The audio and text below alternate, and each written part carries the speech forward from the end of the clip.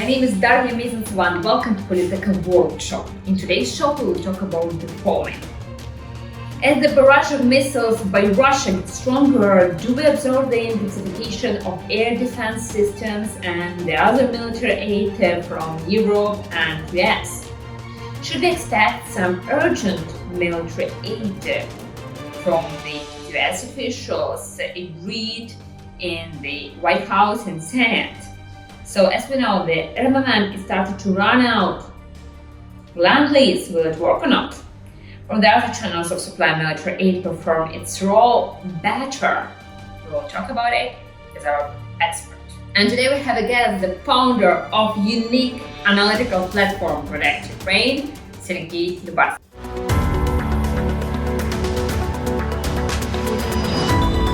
Sergiy, I'm happy to have you here. Thank you for the work you already did and will do for Ukraine, for protecting Ukraine, for supporting it. So I'm really grateful for this. Pleasure to be with you, and my greetings to your audience. So Sergiy, let's start from the last news. We know that Bulgaria joins a bunch of the countries who support Ukraine and they will send military aid to our country. Then Slovakia will also supply more military aid to Ukraine. Then NATO told about $3 billion to Ukrainians. So how do you feel about the situation with military aid right now? Well, that's a usual question. Is the glass half full or it is a glass half empty? So obviously, more than 50 nations doing whatever they can to provide Ukraine with what they can spare. Is it enough? Well, that's not a question for me. It's a question of people who's fighting right now, right? And what I'm hearing from the front lines, that there's a simple shortage of high caliber ammunition, basically.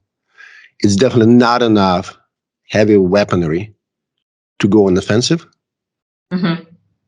And that's what it is right now. So the West provides as much as it can, but it's surely not enough. Nobody was prepared for the war that big. Yeah, but we know that according to Deputy Defense Minister of Ukraine, Denis Sharapov, he told us that we approximately get 10-15% of the needs for Ukrainian army. So do you agree with these figures? I think so. I mean, I think we're in the ballpark, that's for sure. My assessment is this: to prosecute this war and to be successful at relatively low level of casualties. Obviously, you can kill half of your men and achieve the victory, but who needs that victory, right? So to prosecute the war in more or less efficient manner, by my analysis, Ukraine needs about $2 to $3 billion a month of perishables, ammunitions, shells, grenades, light equipment, cars, vehicles, and about 40 to 50 billion of a one-time investment into heavy weaponry. And by heavy weaponry, I mean tanks, planes, anti-rocket defense systems, anti-missiles defense systems, fighting infantry vehicles, that sort of stuff. And now, how much receives Ukraine a month? So right now, the entire help, everything included, perishables and heavy weaponry, it's about $2 billion a month, $2.25 billion, depending on the months, including United States and the rest of the world. This is barely enough to cover the perishables, but there's not much going on in the department of heavy weaponry. So our website, by the way, provides Protect Ukraine Now, an analysis of how much Russian Federation had, at least at the beginning of the war, and how much Ukraine possesses right now. So that's a magnitude difference. Yeah, I could see these figures.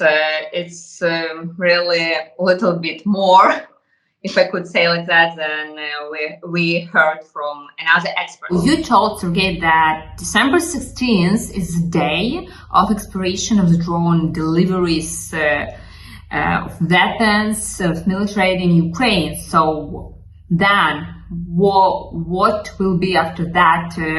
Is there any risk of the reduced weapon supply? So there are two things in your questions. One is a statement on December 16th. The law, which is the law which allows Ukrainian armed forces to draw upon American stockpile of weapons, so-called presidential drawdown, will expire. So whatever been sent by that will be sent by that.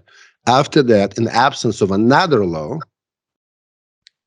not a single bullet can be sent to Ukraine because there's no budget for it.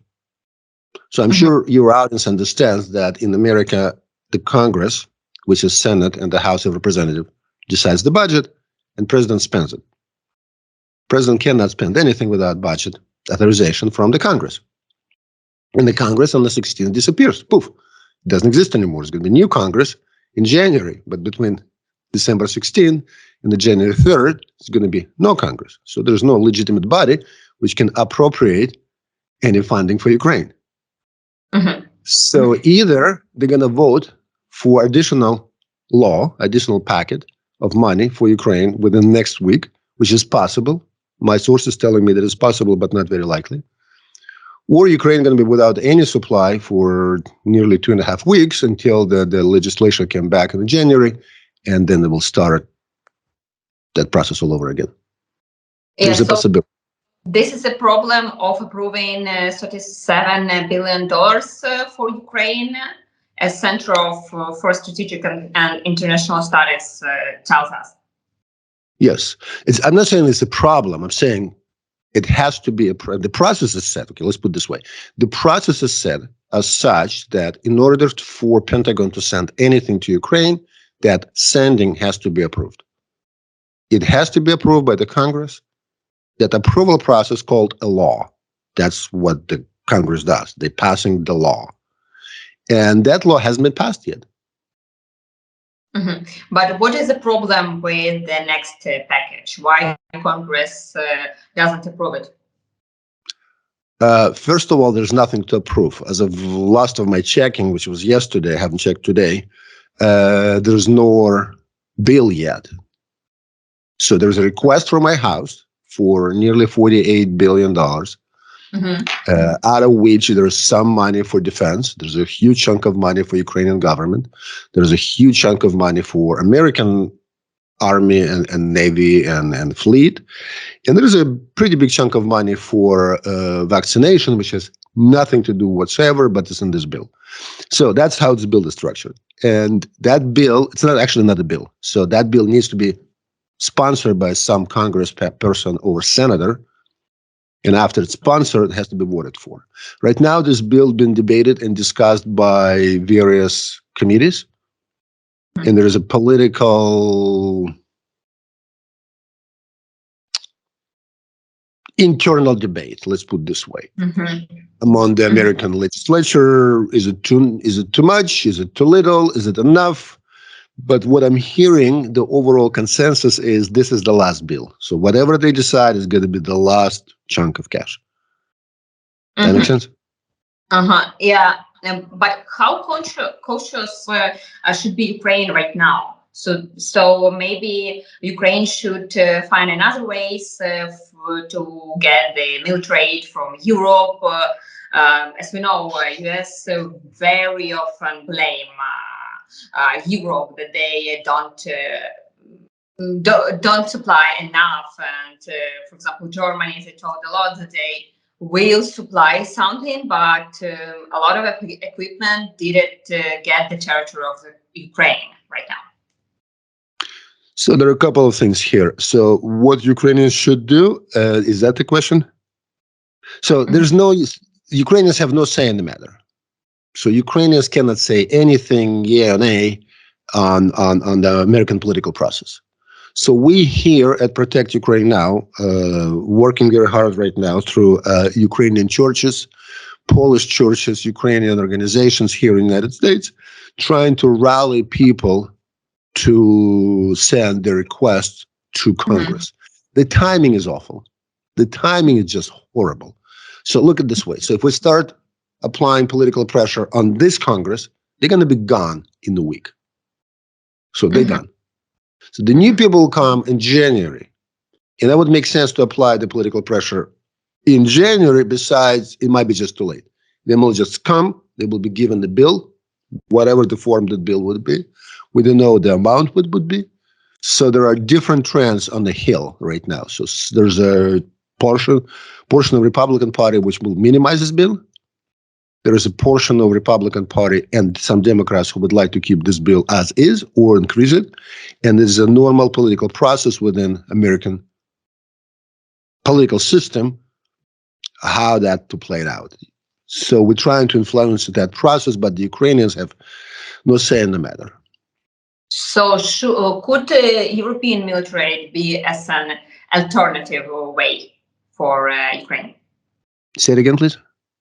Could European military aid be an alternative way for Ukraine to get more? It's irrespective of what happened in Ukraine, in the United States. Obviously, you guys should get any help you can. There is no questions about it. If there is something left on the table with Europe or Asia or any other part of the world, go get it. You don't have, as you said it yourself, your government official said, you guys getting about 10 to 15% of what you need, which I agree with his assessment. So if there's something out there, I mean, look, your house is on fire and there's another bucket of water somewhere there. Are you asking me, should we get to grab this bucket of water? No, go grab it. Take whatever you can. And my advice to all Ukrainians, start building some stuff yourself. There's no precedent in the history of the world, in modern world at least, when somebody won the war, rest assured the war as big as this one, without producing its own weaponry. It just never happened before. Maybe Ukraine is going to be the first one, maybe not. But Ukraine been noted for many years as a state capable of producing its own weapons, and you guys need to go back to it. So we're going to do whatever we can to influence American constituency, American legislature, to provide more. And will be successful or not, I don't know. But people of Ukraine needs to get any weaponry in the world they can get hands on and start producing their own stuff. But what is your point of view? Do Europe ready to supply to Ukraine more military stuff? Do they will be comfortable with that? Will be Europe comfortable if they provide more? I don't think they have much more to provide. I mean, they've been just sleeping for 20 years. Their surplus is very low. The only nation in the world who has close to unlimited surplus is United States. I mean, if you compare what they gave you to what they have, so let's put it this way. To my knowledge, I can be wrong. I'm not deeply knowledgeable about Europe. There are some colleagues of mine within my organization who know more about Europe. I'm more specializing on the United States.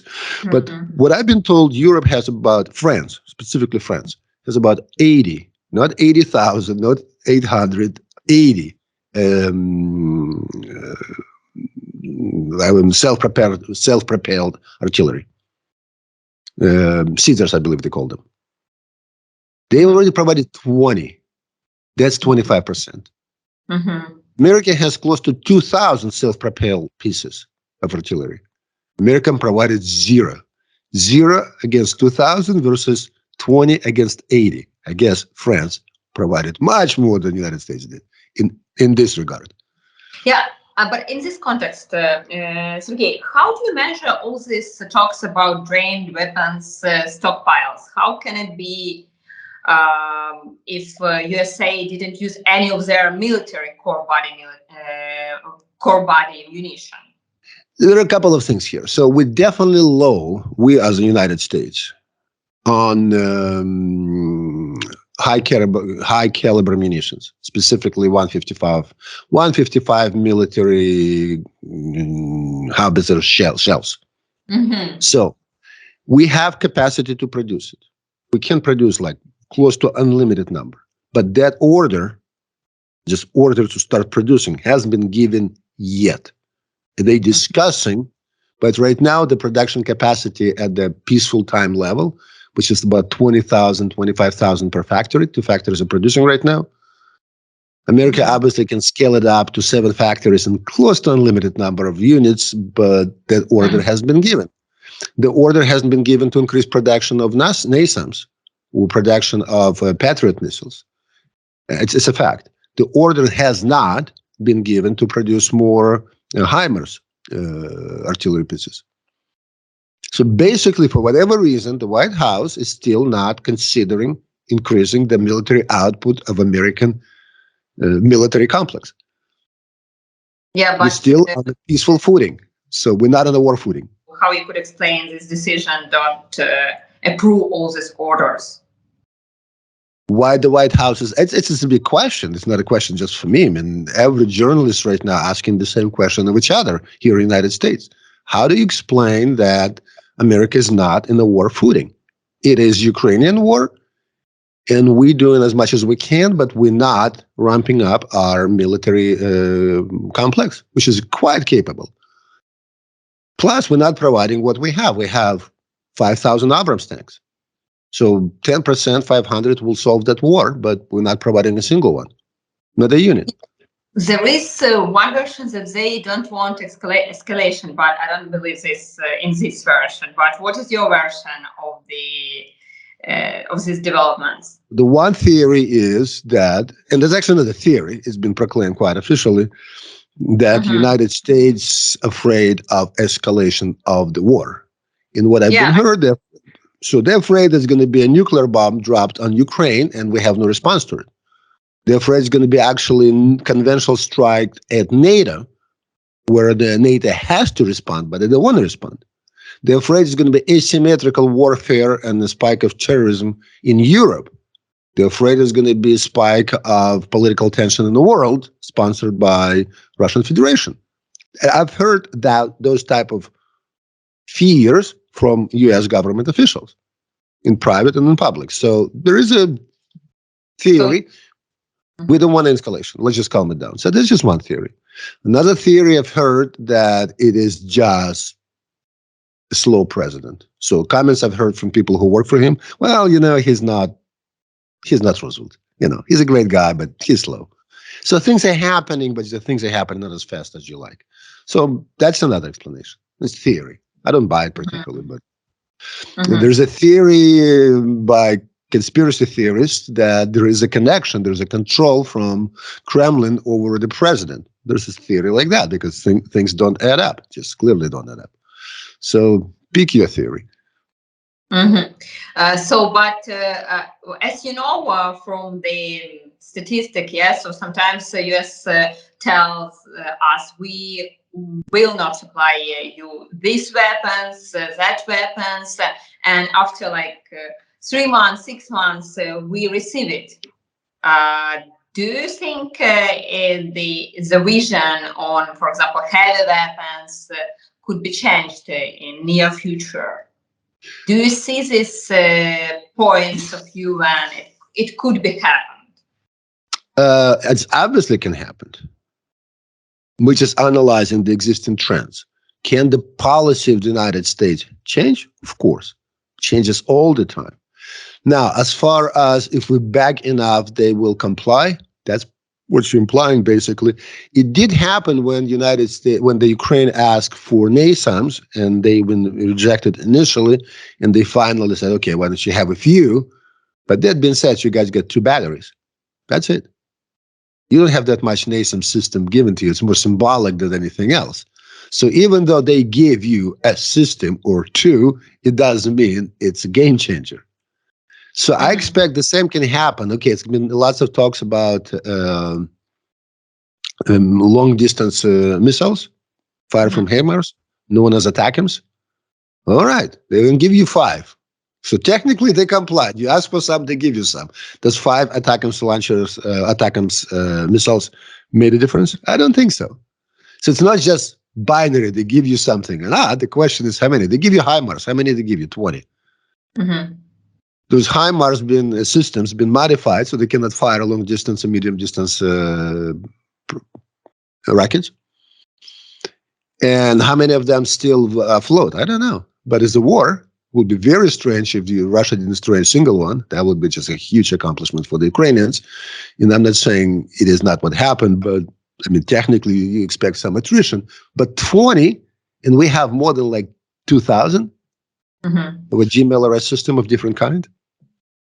So yes, you guys ask for something, they give you. Yeah, let's put it this way. Let's say I have a pocket full of sunflowers. Favorite pastime in Ukraine, eating sunflowers. You come to me, it's like, would you mind to share? And they give you 3. And you say, thank you, but it's just 3. It's like, yeah, you ask for something, I give you some. So technically, I give you what you want. I give you some sunflower seeds. But in reality, it's not what you needed. So the answer to your question, yes, I can see 5 or 20 ATACMS been given to Ukraine. But that's just a drop in the bucket.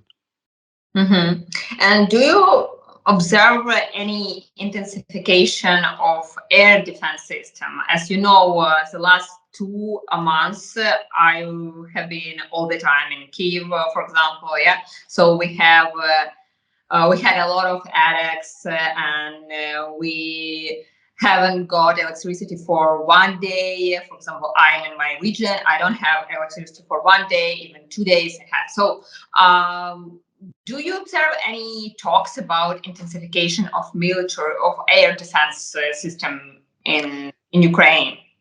Okay, so there are two components to that. So first and foremost, it is absolutely obvious for anybody that Ukrainians, that is your military system, doing better and better in terms of taking down their threats. Yeah. Okay. Yes. So you guys, I've been told, using Gepard to take down the missiles. Gepards, the German systems. They're not designed for that. But you're using them to take down not only the drones, but take down the certain number of missiles, rockets. So Ukrainians getting better and better, which is natural, with what you've been giving or what you have by yourself. Yeah, but still, we hit. But in terms of the Western supply, the supply for the next 3 months is quite known. So you guys are going to have some IRIS-T systems within the next few months, and that's about it. You're going to have some missiles in terms of NASAMS to basically recharge and rearm those NASAMS, and you're going to get more of a IRIS-T rocket launchers by Germany and France, I believe, if I'm not mistaken, but there are some coming. The Americans, I don't know any immediate American plans, not that they're not going to change anytime soon, it's a war. As of right now, I'm not aware of any plans that the United States is going to give you any more missiles defense system within the next at least couple of months.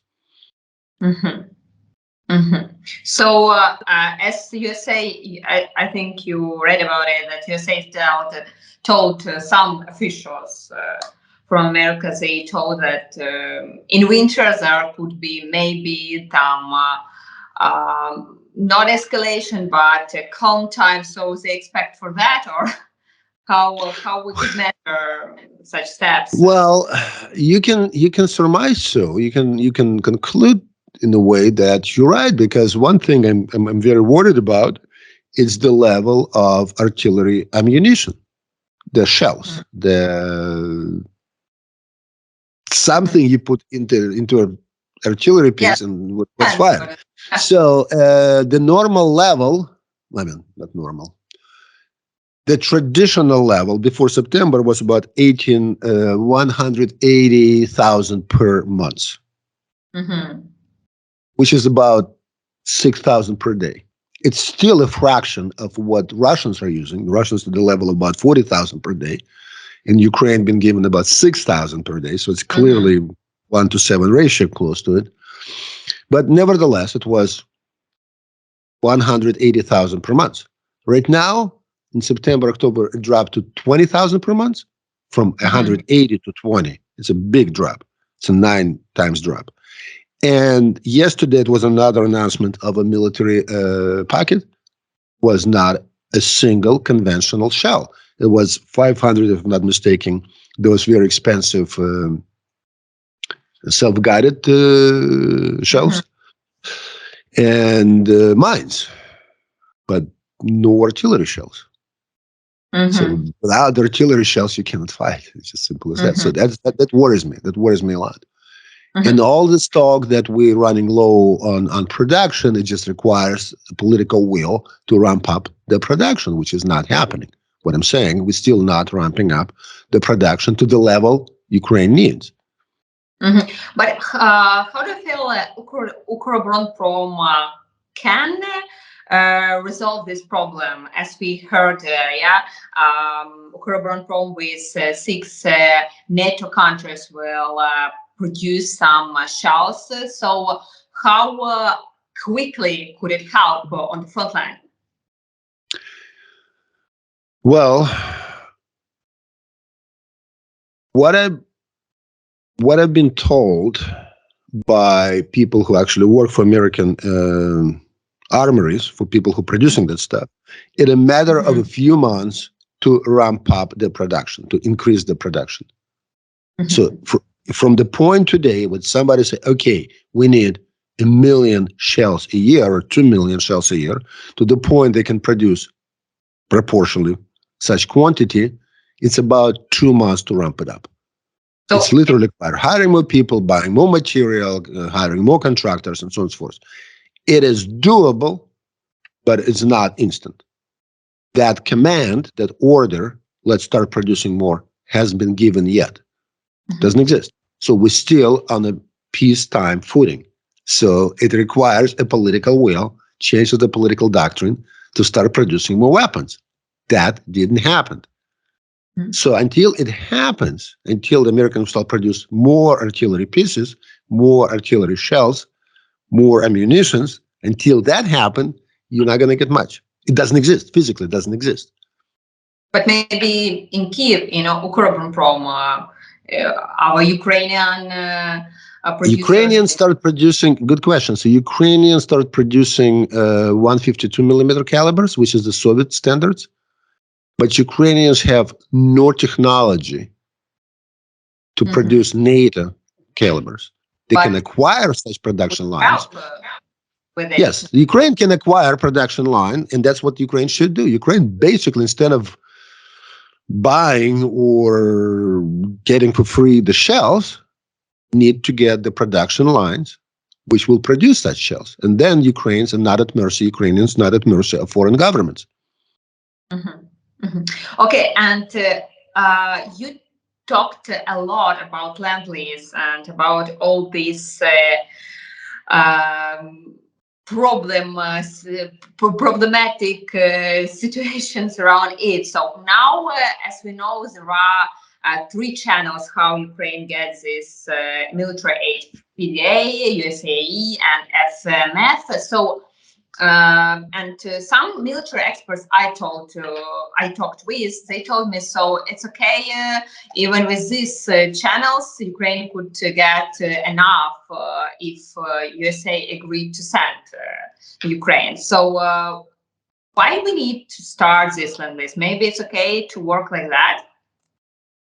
Well, first of all, it is not up to you to start the Land-lease. One of the dangerous mistakes, which I've heard actually from Oksana Markarova, she's a Ukrainian diplomat here in Washington, D.C., that she believes that's up to her. So she's going to say, oh, you know what? From tomorrow on, we're ready to accept Land-lease. No. Whatever she's thinking, that's not right. It's up to the White House. And White House is not going to give you Land-lease. That's first. Second of all, very dangerous statement that from the package being assigned to Ukraine, you guys get enough. It is huge sum of money. We're talking about billions, but it's not even close to being enough at the same time. This is the largest war prosecuted in Europe since the Second World War. By no questions about that. So that has to be treated as such. This war has to be treated as the Second World War, as the Third World War, if you will, in terms of military production. the scale of use of material is the same. So Ukraine went through about 1 million shells within 6 months. This is it's not the same level, but comparable level to the Second World War expenditure. Mm-hmm. So going back to what you've been earmarked for, what you've been, you meaning not you personally being Ukraine, obviously, right? So what Ukraine been budgetary, through the budgetary process been assigned, it's about 1.3 million a month from the United States. Yeah. That's barely enough for missiles. So one HIMARS is about $120,000 right now. It used to be 90. Mm-hmm. So the prices went up. So 6 is about 1 million. So you just fire 6 HIMARS rockets, $1 million down the road. It's just gone. Poof. And how long does it take to fire them? So the war is a very expensive endeavor. And also, one military expert told me that the problem with Land-lease is the question of losing control by US on how much of military aid Ukraine get. What do you think about this version?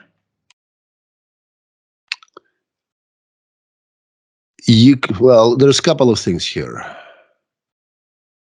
As soon as a weapon gets into Ukrainian hands, obviously, Americans lose control over it. So Ukrainians can use their tanks the way they would like to use American tanks or whatever, the planes. So, but what's the problem?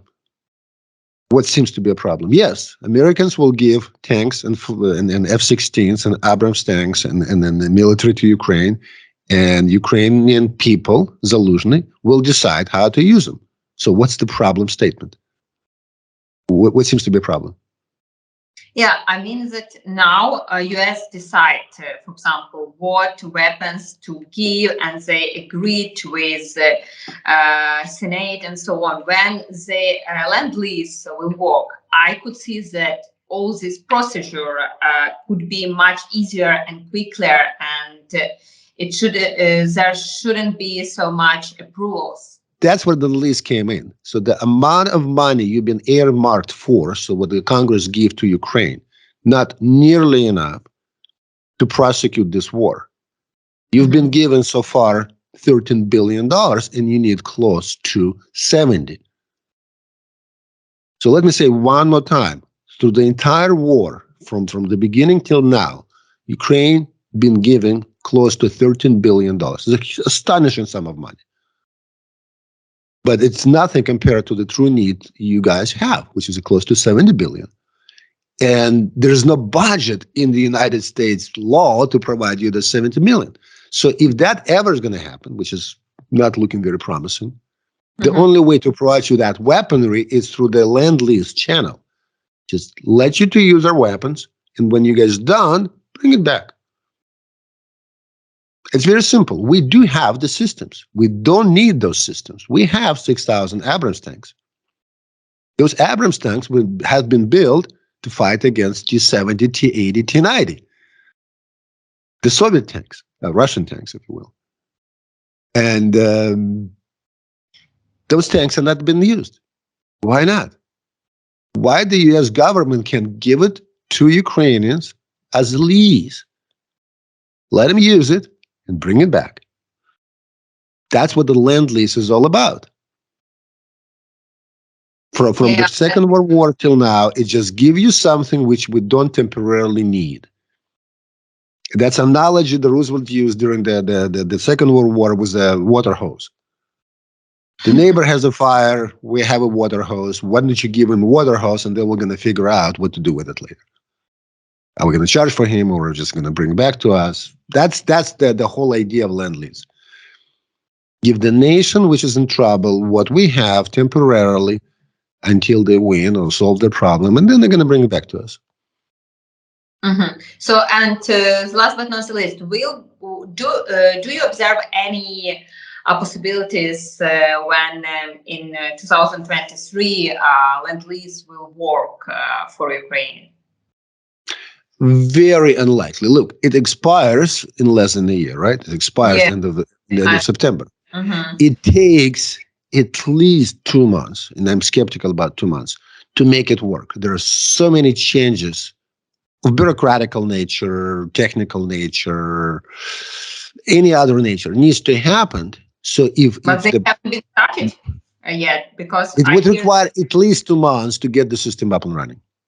Okay. There are legal issues needs to be resolved. There are business system issues has to be resolved. There are procurement issues. It's a big step. So 2 months, it's a bare minimum, assuming there is a political will. But there's no political will. Mr. Biden and none of his associates ever used the word Land-lease.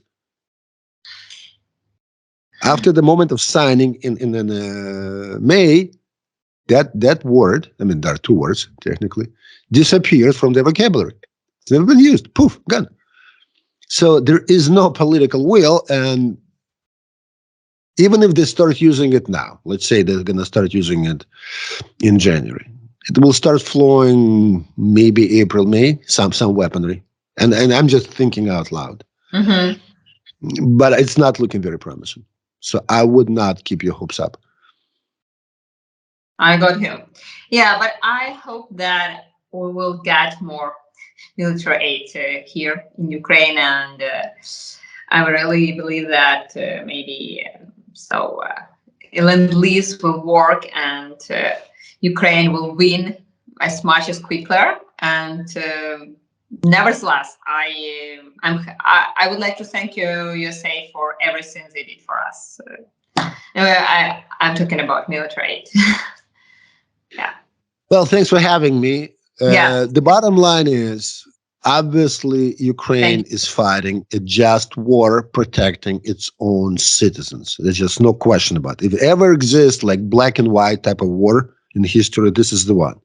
There's no questions about it. If Ukraine's got to lose, which I don't think is going to happen, but if Ukraine got to lose, then the West is going to get to lose even more. The war order, which we enjoy for more than 70 years, that peacetime we enjoy for 70 years, is going to be gone. It's going to be shattered. So it's everybody's best interest that Ukraine wins, and wins in a relatively quick manner. So that's just obvious. But my message to Ukrainian people is start producing your own stuff, while we here in the West, people who support you guys there, will do whatever it takes to make sure our government is supporting you. That's my position.